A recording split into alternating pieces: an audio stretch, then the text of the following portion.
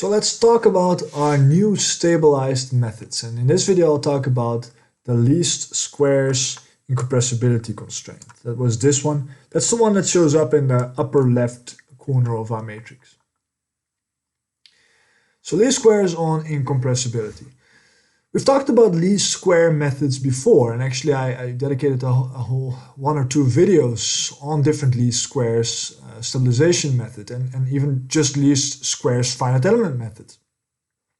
And the least squares on incompressibility constraint is precisely that. We're going to formulate a least squares method of our incompressibility part of our differential equation, and we're going to add that as a stabilization to our weak statement. Now, as a bit of a recall, remember that the way that we designed least squares formulations of partial differential equations was in the following way. So remember, we obtain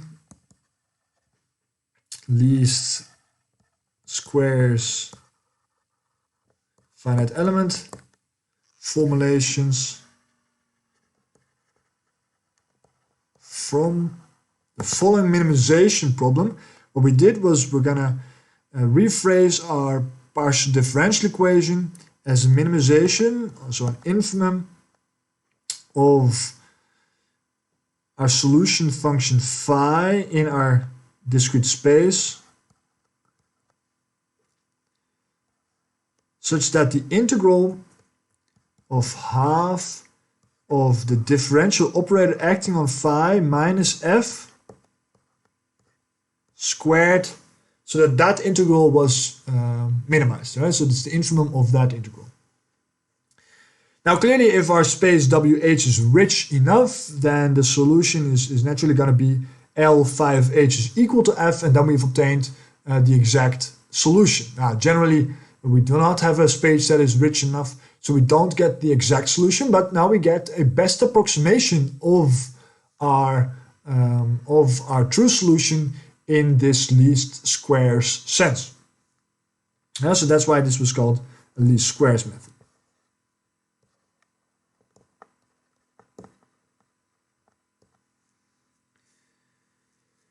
Now, in general, we didn't quite like finite element methods that originated from a minimization problem like this, and the reason for that was that we typically needed quite high continuity of our spaces. We needed spaces that are continuous enough such that this differential operator was well posed. So if we have a second order differential operator, then we needed to have second order smooth functions. And typically we just have continuous functions, first order smooth.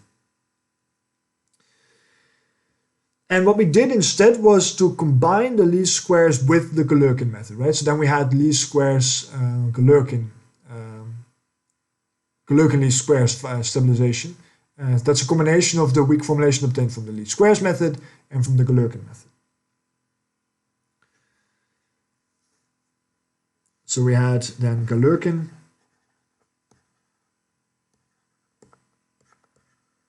least squares as a phi h comma w, our standard weak formulation corresponding to the Galerkin method, plus this sum over elements, such that we get away from the required continuity. So we're only going to consider the internal size of the element, and then we had, from that minimization, we get something like this.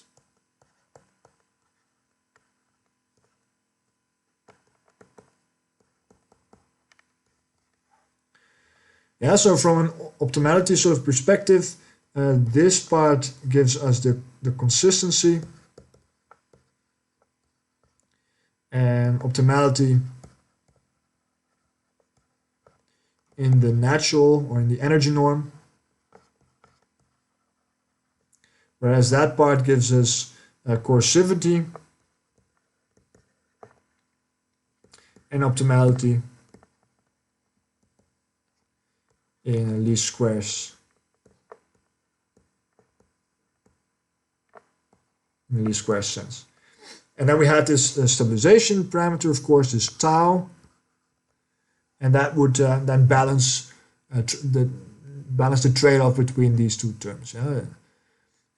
More or less optimal in the energy norm, or more or less optimal in the least squares norm, in the least squares sense. And for non-coercive problems, that might exactly be the additional term that is required to retrieve coercivity. So how do we do something like this for our incompressibility constraint, or more generally for our Aushine equation or our Stokes equation? Well, our Stokes equation and our Aushine equation consists really of two equations, right? We have here the strong form where we have these momentum equations and our incompressibility constraint.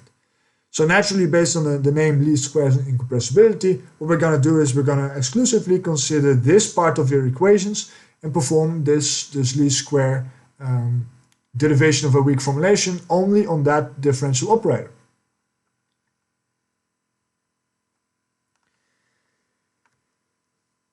So LSIC, so here we had GLS. So LSIC then gives us, or follows from L is equal to the divergence operator, and naturally phi becomes our velocity field. So then we're trying to solve, or the least square statement here becomes search for the solution U in our set of velocities such that the following is minimized. That is the integral of, well, L of half of L of U, so half of the divergence of U, H, minus F. Well, F in this case, the right-hand side is 0, right? We have the divergence-free constraint.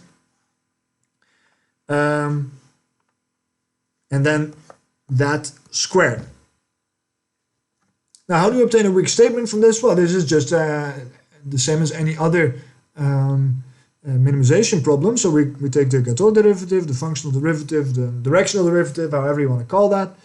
So you end up with a statement that says take the derivative with respect to a scalar value of the integral of half of the divergence of our function u, which will be the solution, plus some directional difference scaled with epsilon,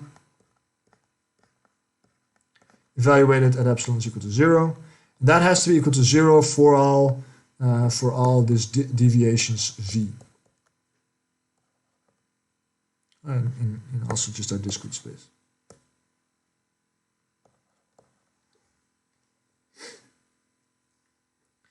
And if we work that out, that's pretty straightforward. Then we get the following term. We get integral of omega of the divergence of u times the divergence of v is equal to 0 for all v.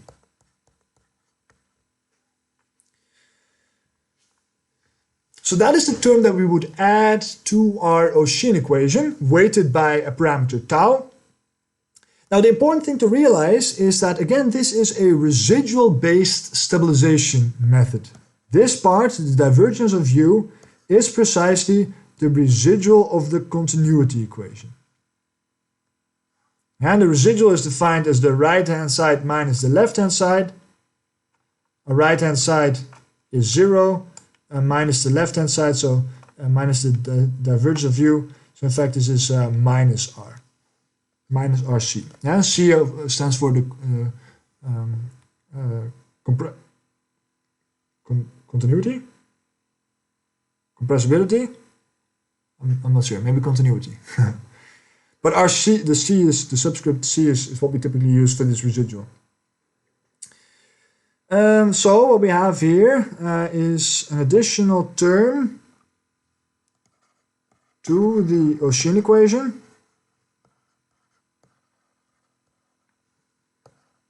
We will add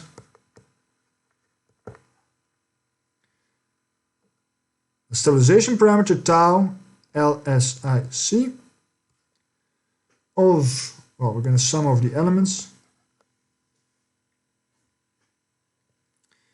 of minus the residual of the continuity equations times the divergence of v. And Of course, this is nothing other than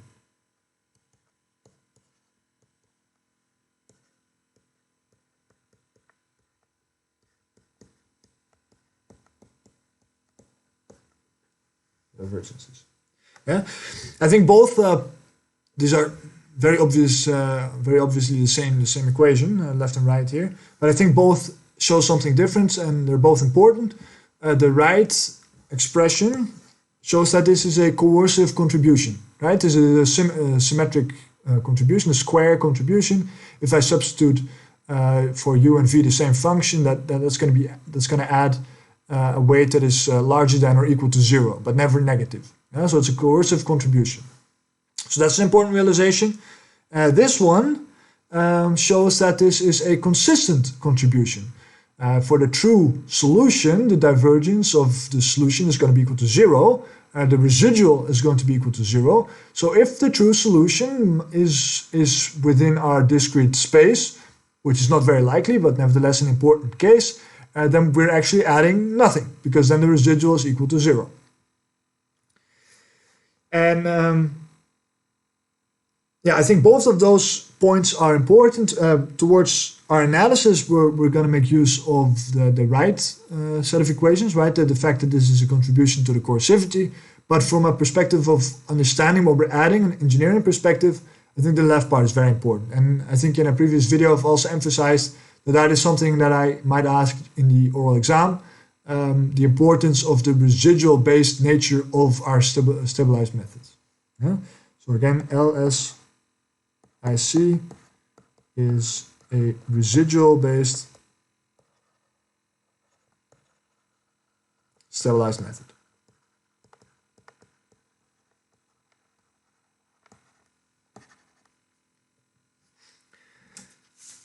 Okay, that's it for this video, and in the next we're going to talk about PSPG.